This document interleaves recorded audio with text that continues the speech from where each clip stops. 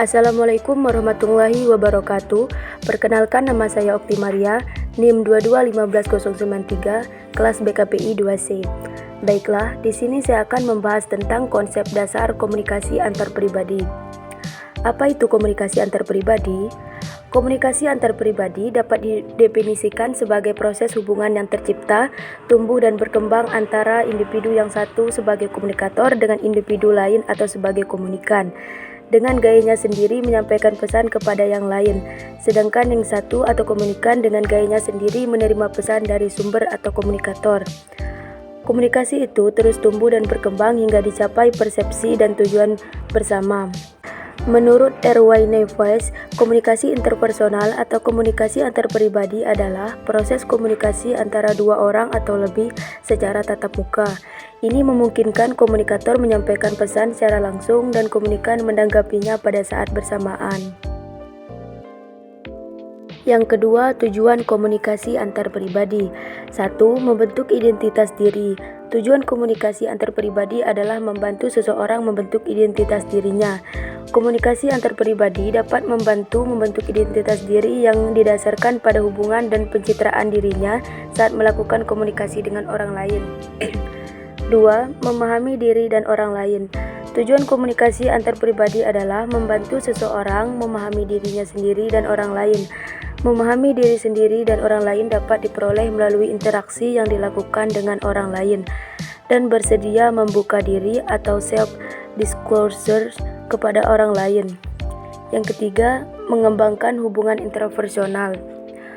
Tujuan komunikasi antar pribadi adalah membantu mengembangkan hubungan interpersonal seseorang, mengembangkan hubungan yang baik dengan orang lain. Komunikasi antar pribadi bisa mengurangi tekanan dan terhindar dari kesendirian. Tentu saja memungkinkan seseorang untuk saling berbagi dan lebih positif terhadap diri sendiri. Yang keempat, membantu menyesuaikan diri. Tujuan komunikasi antar pribadi adalah membantu seseorang mudah dalam menyesuaikan diri di tempat baru. Komunikasi antar pribadi yang lebih baik memungkinkan seseorang mampu melihat ke dalam realitas orang lain. Yang kelima, memperoleh informasi. Tujuan informasi antar pribadi adalah paling penting mampu memperoleh informasi yang baru. Selama berlangsungnya proses komunikasi antar pribadi atau proses komunikasi interpersonal, berbagai informasi dan pengetahuan tentang orang lain sudah pasti akan tersaji dengan melimpah. Mengenal orang lain dapat membantu seseorang mampu memprediksi apa yang orang lain pikirkan, rasakan, dan tindakannya.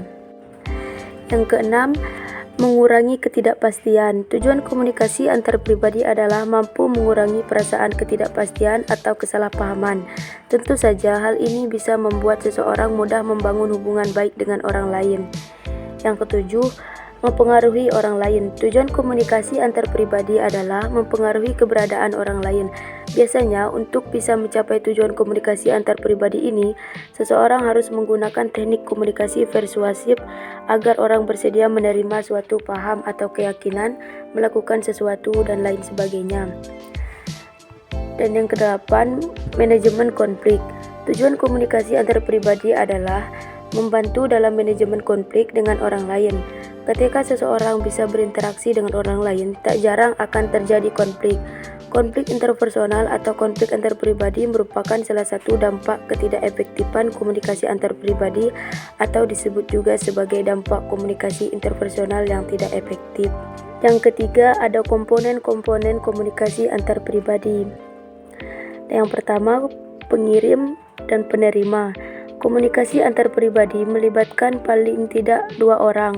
Setiap orang yang terlibat dalam komunikasi antar pribadi memformulasikan dan mengirim pesan dan juga sekaligus menerima memahami pesan. Yang kedua, ada encoding atau decoding. Encoding adalah tindakan yang menghasilkan pesan-pesan yang disampaikan, dikode atau diformulasikan terlebih dahulu dengan menggunakan kata-kata, simbol, dan sebagainya. Sedangkan decoding adalah tindakan menginterpretasikan atau memahami pesan-pesan yang diterima. Di dalam komunikasi antar pribadi, fungsi encoding dan decoding terjadi pada setiap orang terlibat dalam proses komunikasi. Yang ketiga, pesan-pesan dalam komunikasi antar pribadi. Pesan-pesan yang dipertukarkan bisa berbentuk verbal atau kata-kata, atau non-verbal atau gerakan simbol. atau gabungan antara keduanya. Yang keempat, saluran. Saluran berfungsi sebagai jembatan yang menghubungkan pengirim dan penerima informasi. Dalam komunikasi antar pribadi, lazimnya para pelaku bertemu secara tatap muka.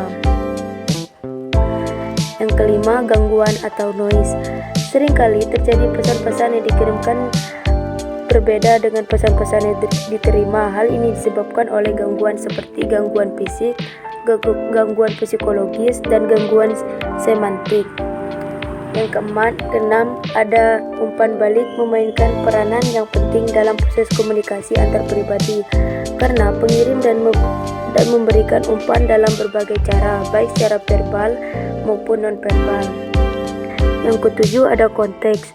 Konteks di mana kita berkomunikasi akan mempengaruhi proses komunikasi itu sendiri. Misalnya, Anda berbicara dengan keluarga di rumah akan berbeda dengan jika Anda berbicara dengan seseorang yang menjadi atasan Anda. Yang ke-8, bidang pengalaman. Pengalaman yang sama bagi orang-orang yang terlibat dalam komunikasi merupakan faktor penting agar komunikasi bisa menjadi efektif. Akan menjadi agak sulit apabila adanya perbedaan para pelaku komunikasi tersebut. Yang ke-9, akibat atau efek. Proses komunikasi selalu mempunyai berbagai akibat, baik bagi salah satu dari pelakunya atau kedua-duanya. Akibat yang terjadi bisa akibat yang positif atau negatif. Yang keempat, ada bentuk-bentuk komunikasi antar pribadi.